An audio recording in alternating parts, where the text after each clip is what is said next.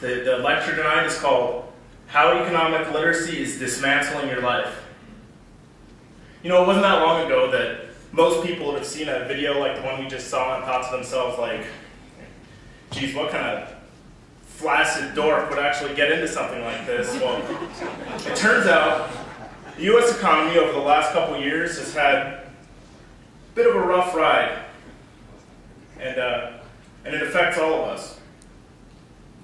You yourself might know somebody who's out of work and looking for a job, someone who's struggling. And this is why economics is so important, because it's the study of how we get what we need, of how we cooperate without being forced to meet the goals that society sets. Tonight, we're privileged to have with us one of the world's most prominent scholars of history and economics. The Young Americans for Liberty chapter of Colorado State University is proud to present a man of many accolades. He's a graduate of Harvard University and holds a PhD from Columbia. He's appeared on almost every major news network and is the author of such best-selling books as Meltdown and The Politically Incorrect Guide to American History.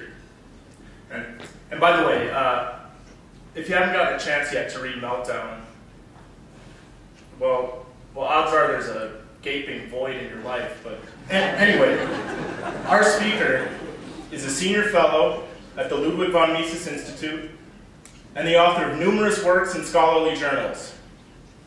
Ladies and gentlemen, please give it up for Dr. Thomas Woods.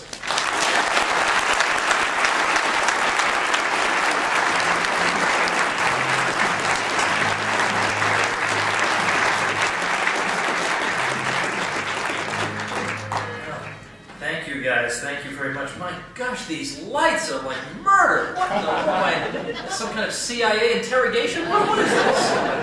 All right, that's okay. That's okay. That's all right. Good grief. Wow.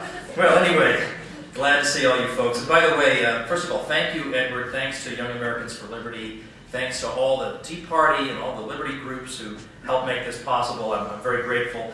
I slightly resent that dork remark. I mean, you know, on behalf of all the dorks of the world, you know, that's half my constituency out there is dorks. All right.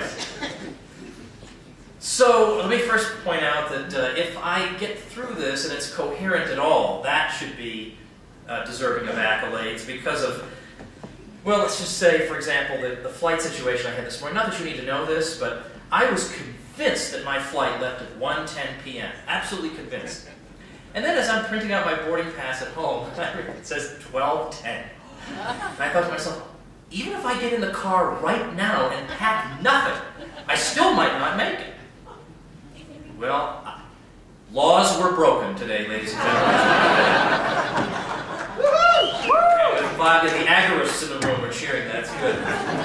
With 5 seconds to spare, I made it onto that plane. And so what's left of me is here before you. And then last night, when I thought, well, you know what, I'm going to sit down and really collect my thoughts about what I'll say at Colorado State, we had a scare in which we were convinced there was at least a possibility that our 10-month-old had consumed some broken glass.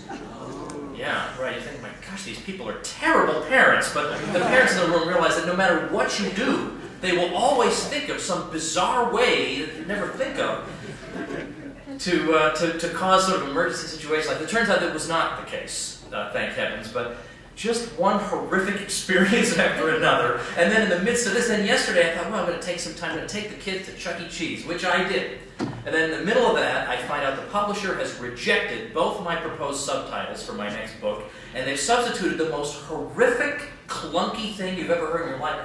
Oh gosh, those are the only 2 subtitles I've ever come up with in my whole life. I'm the worst subtitle guy in the world. So, you know, we're having this huge back and forth in the middle of Chuck E. Cheese. Like, can't I have a moment's peace? So, again, I apologize for this, but I'll do my best. I've just taken some Dayquil so I can suppress the slight cough that I've had. I don't know, my limbs are going to start falling off in some kind of zombie situation, which I have plenty of experience with, as some of you know. And I do believe... Oh, thanks. that zombie thing? Good, thanks.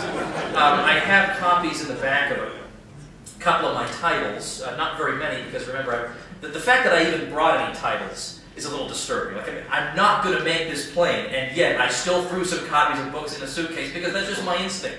Before I get on a plane, I throw some books in a suitcase. So I hope you'll check those out, entirely because you may find them useful, not at all because you feel guilty that I have 4 small children, and these days it's very difficult to have the money to raise them properly. I don't want you to feel that way. I mean, really, I'm not some charity case, but, you know, I mean, they all could use, a new hat and all that. And they're all girls, by the way, so if you were on the fence about whether I needed money, now you know.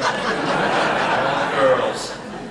Now, I will say, I can't verify this, but I have heard secondhand of stories of people who have purchased multiple copies of my books as gifts, and then the next day, immediately after doing this, they wake up in bed surrounded by precious gems. Now, I don't know if there's like correlation here, I don't know. I don't think these results are typical, but anyway, it's been reported. And finally, I think some of you probably already know this story, but I feel compelled to mention it. Sort of a non-broken glass story related to my children. The 7-year-old, who is she's 7 going on 57. Just wonderful. Regina, just unbelievable. She and I are finishing up the voyage of the Dawn Treader so that we can go see what might, we don't know, maybe a not so good adaptation. I don't know, but it would just be cute for us to read the book and go see it. So that's what we're about to do. But she, not so long ago, was having a little chit-chat with Jeff Tucker's daughter. Jeff Tucker is the guy who comes up with a lot of the ideas in the Mises Institute. Like, he's the guy who came up with the idea, we'll sell a calculator with the phrase, socialism can't calculate on it. And some people were saying, hey, you should have a calculator that always gives you the wrong answer. That would be better. But Jeff's always coming up. Jeff just came out with a new t-shirt at the Mises Institute, where on the front, on the pocket, it says, capital is heterogeneous. That will really appeal to a lot of people. And then on the back, it's Keynesian versus Austrian graphical representations of the business cycle. And would you believe, speaking of dorks, this is the fastest selling t-shirt in the history of the Mises Institute? Yeah. I know, no, don't applaud, really. You're just encouraging them. Anyway, so my daughter's talking to his daughter, and they're talking about some old-timey story about penny candy. And his daughter asks my daughter, Regina, what do you think about this story? I mean, I find it a little silly. We all know a penny buys hardly anything. And my Regina replied, without any prodding from me, yeah, thanks to the Fed. I